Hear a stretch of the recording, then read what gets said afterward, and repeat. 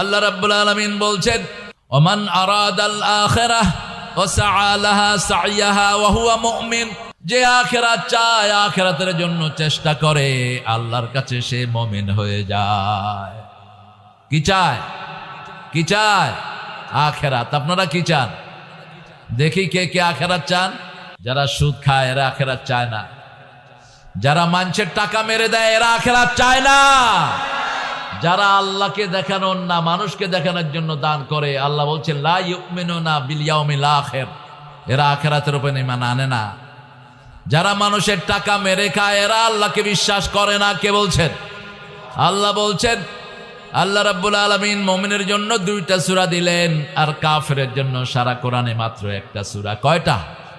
মুমিনের 2টা সূরাই বড় বড়, আর কাফেরের সূরার ভিতরে আল্লাহর নাম একবারও নাই। মুমিনের সূরা শুরু